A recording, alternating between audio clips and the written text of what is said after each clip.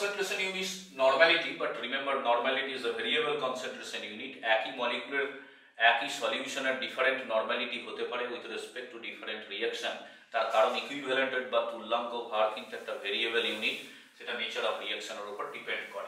বাকি পার্টটা একই, এখানে normality into volume in ml হচ্ছে নাম্বার অফ মিলি ইকুইভ্যালেন্ট। আমরা যখন স্টয়চিওমেট্রি প্রবলেম করতে যাই, মোলারিটি ফান্ডামেন্টাল ইউনিট, সেটা ভেরিয়েবল নয়। মোলারিটিকে খুব সহজে কিন্তু নরমালিটিতে কনভার্ট করি ওই রিঅ্যাকশনের রেসপেক্টে n ফ্যাক্টর দিয়ে মাল্টিপ্লাই করে। This n factor for redox reaction, it is the number of moles of electron transfer per 1 mole of oxidant or reductant.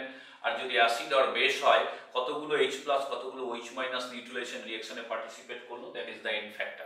আমরা স্টয়চিওমেট্রি প্রবলেম করতে গেলে অ্যাবসলিউট অ্যামাউন্ট অফ সলিউটটা লাগে, অ্যাক্টিভ স্পেসিসটা লাগে যেটা রিঅ্যাকশন করে।